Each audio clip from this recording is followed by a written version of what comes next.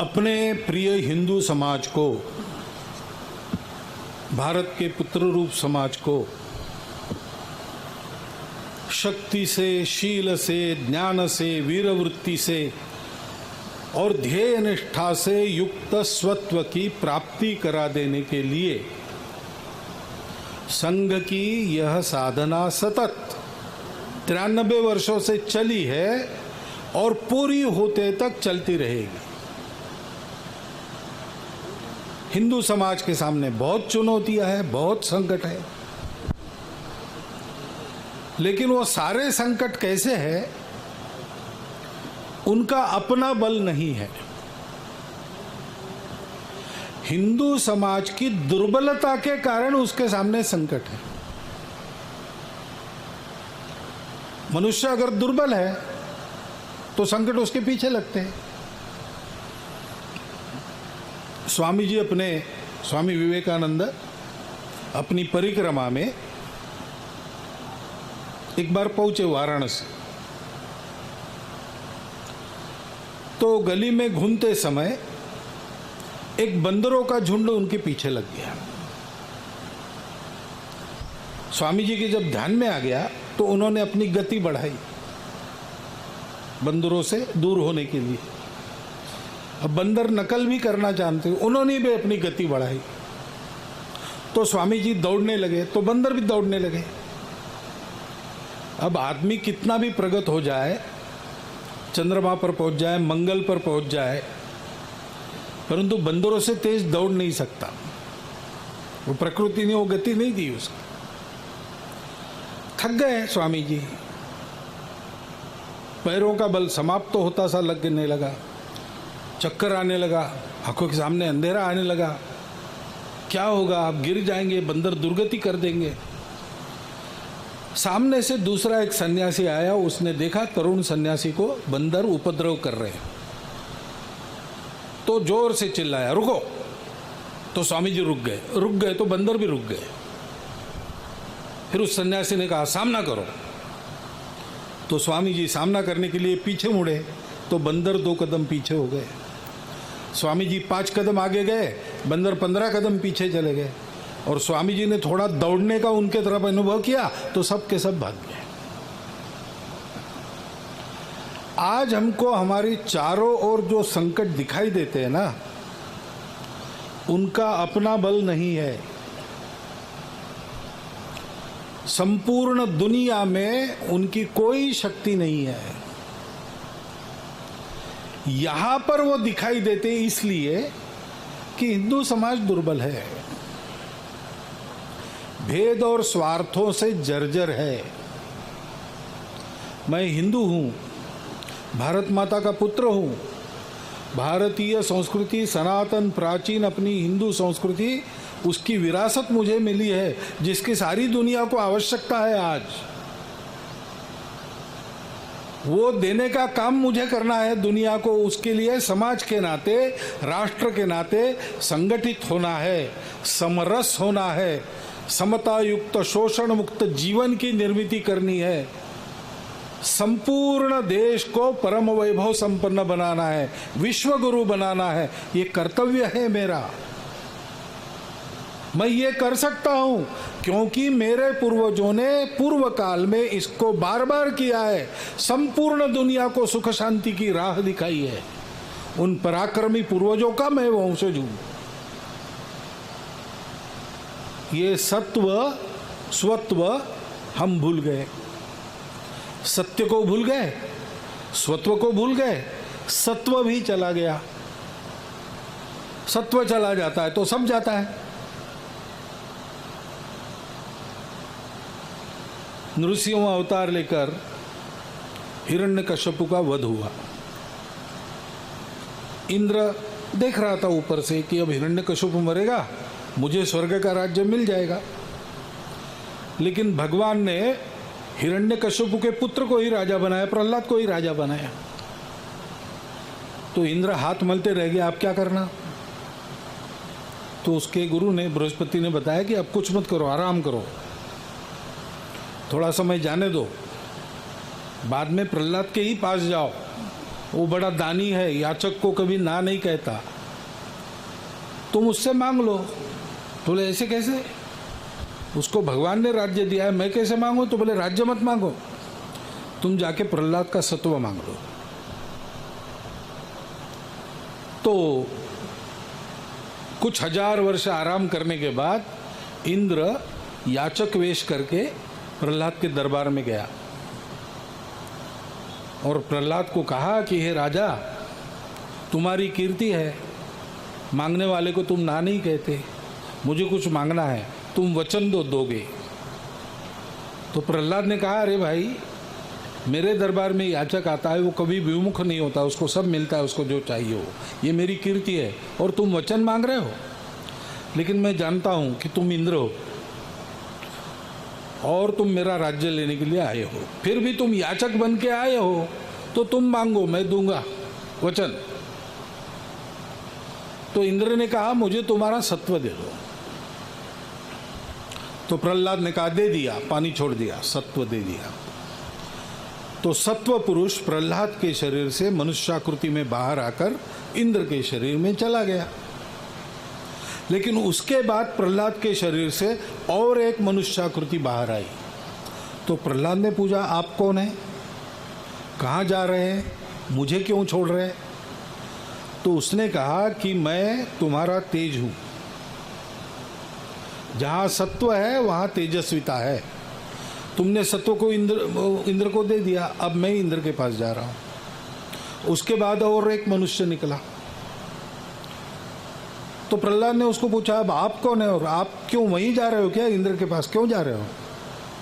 तो उसने कहा, मैं तुम्हारा बल हूं, जहां सत्व है और तेजस्विता है वहीं पर बल रहता है। तो ये दोनों इंद्र के पास गए, तो मैं भी जा रहा हूं। उसके पास एक महिला की आकृति प्रहलाद के शरीर से बाहर आई। तो प्रहलाद ने पूछा, माँ आप कौन हो और आप मुझे त्याग कर कहाँ जा रही हो, क्यों जा रही हो? तो उसने कहा, मैं लक्ष्मी हूँ, सब प्रकार का वैभव हूँ, जहाँ सत्व बल और तेज है वहीं पर मैं रहती हूँ। ये सब तुमको छोड़कर इंद्र के पास चले गए, तो मैं भी तुमको छोड़कर इंद्र के पास जा रही हूँ। प्रहलाद ने एक सत्व दे दिया, उसका सब कुछ चला गया। हिंदू समाज ने सत्य को भूल दिया, हम अमृतत्व के पुत्र हैं। संपूर्ण दुनिया को इस सत्य के आधार पर जो मूल्याधिष्ठित शाश्वत धर्म है वो अपने जीवन से सिखाने के लिए हमारा राष्ट्र है।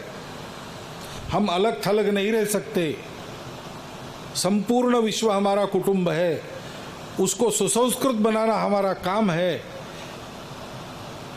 हम कौन है भूल गए, अपने कर्तव्य की विस्मृति हो गई, सत्य भूल गए, स्वत्व चला गया, स्व को भूल गए। स्व को भूल गए तो स्वकीयों को भी भूल गए, आपस में लड़ने लगे, स्वार्थ और भेद बढ़े और उसके कारण अपना सत्व भी चला गया। और सत्व जाने से सब कुछ गया।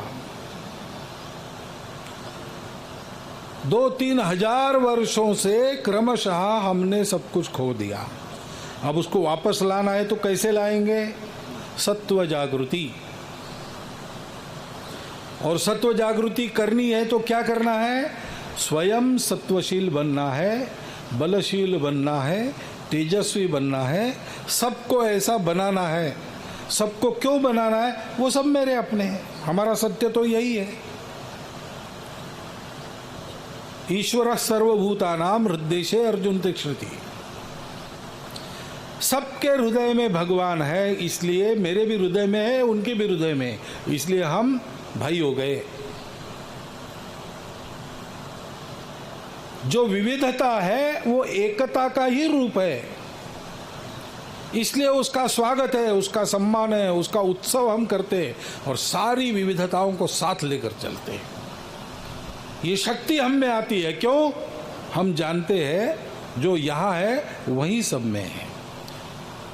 और इसलिए सबकी सेवा करना, पहले जानना मेरे में भगवान है, उस भगवान को सबके अंतःकरण में देखना और एकांत में आत्म साधना, लोकांत में सेवा परोपकार की साधना। यही साधना है।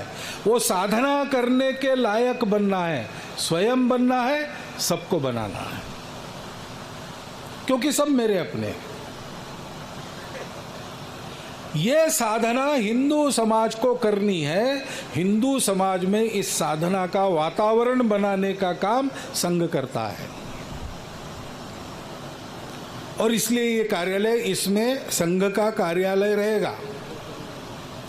परंतु ये संघ का नहीं है, ये साधना ट्रस्ट का है। राष्ट्रीय स्वयंसेवक संघ नाम के संगठन का कुछ नहीं है, उसकी शाखा है, उसके स्वयंसेवक है। शाखा क्या है? शाखा साधना स्थली है।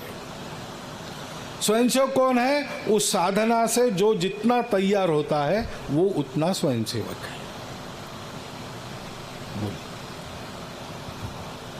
நம்ம ஹிந்து சமுதாயத்தில் ஒரு நல்ல தூய்மையான எண்ணத்தை ஏற்படுத்துறது, சக்தி நிறைந்தவர்களாக சமுதாயத்தை மாற்றுறது, நல்லொழுக்கம் நிறைந்தவர்களாக மாற்றுகிறது, லட்சியப்பற்று நிறைந்தவர்களாக மாற்றுறது, இதுதான் நம்முடைய அடிப்படை வேலம். இந்த சங்கம் இந்த விஷயத்துக்காக தான் 93 ஆண்டுகளாக தவம் செய்து கொண்டிருக்கிறது, வேலை செய்து கொண்டிருக்கிறது. ஒற்றுமை உருவாக்குவது தான் நம்முடைய நோக்கம். இந்து சமுதாயத்தில் இன்றைக்கு பல சவால்கள் இருக்கிறத நம்ம பார்க்குறோம்.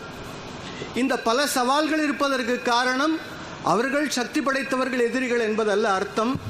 நம்முடைய பலவீனம்தான் காரணம். நம்முடைய பலவீனமே அவர்கள் சக்தி படைத்தவர்களாக இருக்கிறத நாம் பார்க்க முடிகிறது.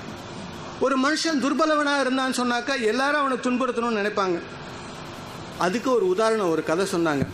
சுவாமி விவேகானந்தர் ஒரு முறை காசி போயிருந்தப்போ அந்த காசியில் ஒரு குரங்கு கூட்டம் அவரை துரத்தியது. அந்த குரங்கு கூட்டம் துரத்துற போது அவர் ஓட ஆரம்பித்தார். குரங்கு துரத்துது பின்னாடி. மனுஷன் எப்பேற்பட்டவனாக இருந்தாலும், சந்திரமண்டலத்துக்கே போகக்கூடிய ஆளாக இருந்தாலும் கூட குரங்கை விட வேகமாக ஓட முடியாது. குரங்குக்கு அந்த தன்மை உண்டு. அது வேகமாக துரத்துது. சுவாமிஜி ஓடி ஓடி களைச்சி போகக்கூடிய நிலைமை வந்தாச்சு அவருக்கு. குரங்கு பின்னாடி துரத்திட்டே இருக்கு. அப்போ எதிரில் ஒரு சன்னியாசி வந்தார். அவர் பார்த்துட்டு குரங்குகள் சுவாமிஜி துரத்துற பார்த்துட்டு நில்லு அப்படியே சொன்னார். விவேகானந்தர் நின்னார். அந்த குரங்குகளும் அங்கே பின்னாடி அப்படி நின்றுச்சு. அவர் அடுத்த கட்டளை சொன்னார், அதை எதிர்கொள் அப்படின்னு சொன்னார். அது எதிர்கொள் என்று சொன்ன உடனே சுவாமி விவேகானந்தர் திரும்பினார். குரங்குகள் 2 அடி பின்னாடி போச்சு. சுவாமிஜி 4 அடி முன்னைத்து எடுத்து வைத்தார். அந்த குரங்குகள் 15 அடி வேகமாக ஓடிவிட்டது. இதுதான் யதார்த்தமான உண்மை. அப்போ நாம் நால்புறமும் இருக்கக்கூடிய எல்லா விதமான பிரச்சனைகளுக்கும் காரணம் மற்றவர்களுடைய பலம் அல்ல, நம்முடைய பலவீனம். இதை நாம் புரிஞ்சுக்கணும். இது உலகத்திலேயே எங்கேயுமே வரக்கூடாது.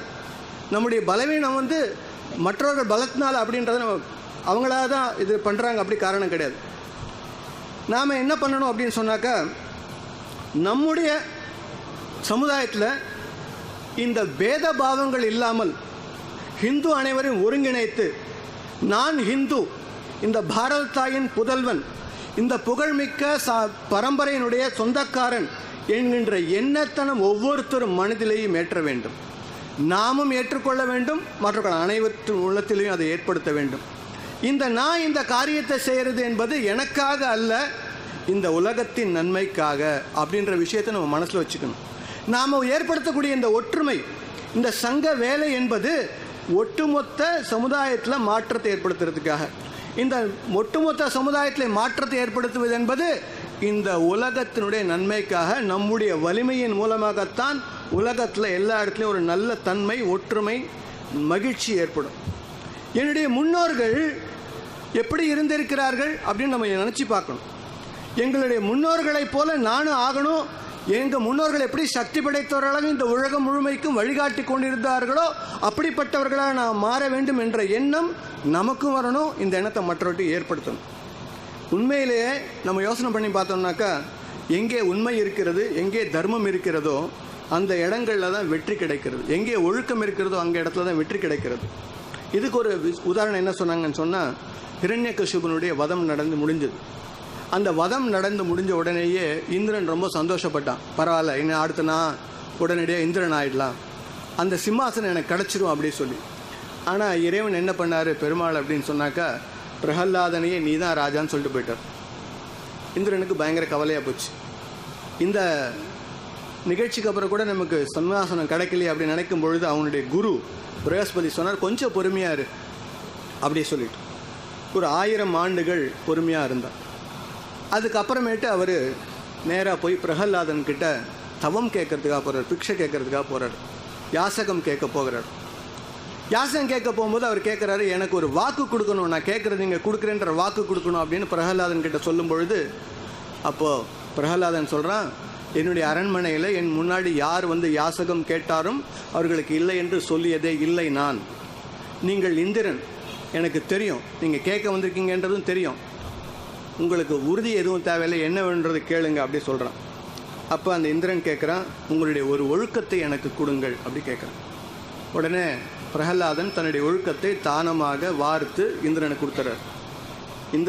பிரகலாதனுடைய உடலிலிருந்து ஒரு உடல் வெளியே வந்து ஒரு ஒளி அது இந்திரன்கிட்ட சேருது. அதுக்கப்புறம் என்னாச்சு, அதுதான் முக்கியம். அது போன உடனேயே கொஞ்ச நேரத்தில் பிரகலாதனுடையிலிருந்து இன்னொரு வெளிச்சம் வெளியே வருகிறது ஒரு மனித ரூபத்தில். நீங்கள் யார் அப்படி கேட்டால், நான் தான் சக்தி அப்படின்னு சொல்கிறாங்க.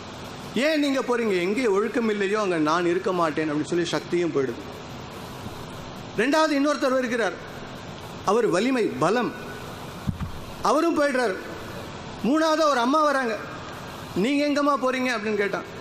எங்கே ஒழுக்கம் இல்லை, எங்கே வலிமை இல்லை, எங்கே நேர்மை இல்லையோ அங்கே நானும் இருக்க மாட்டேன்னு அந்த லக்ஷ்மி அப்படி சொல்லிட்டு போகிறாங்க. எல்லாமே இழந்திருக்கிறார். காரணம் என்ன, அடிப்படையில் தன்னுடைய ஒழுக்கத்தை சரியாக வைத்து கொள்ளாவிட்டால் எதுவுமே நம்மக்கிட்ட இருக்காது அப்படின்றது தான். அதனால் நம்ம இந்து சமுதாயம் சுயநலத்தில் மூழ்கி நம்முடைய ஒழுக்கத்தை நல்லவற்றை நாம் மறந்ததன் காரணமாக, சுயமறதியின் காரணமாகத்தான் நாம் இப்பேற்பட்ட ஒரு நிலைமைக்கு வந்திருக்கோம் அப்படின்றத நம்ம உணரணும். இந்த சுயநலத்தை மாற்றி, இந்த சுயநலம் என்கின்ற இந்த மோகம் நீக்கி, நல்லதை ஒழுக்கத்தை நமக்குள்ளதாக்கி கொண்டு சக்தி படைத்தவர்களாக, சுயமாக எதையும் ஒழுக்கத்தோடு செய்யக்கூடியவர்களாக, வலிமை படைத்தவர்களாக, ஒளி மிகுந்தவர்களாக நாம் ஆக வேண்டும், அனைவரையும் ஆக்க வேண்டும். இதுதான் சங்கத்தோட அடிப்படை விஷயம்.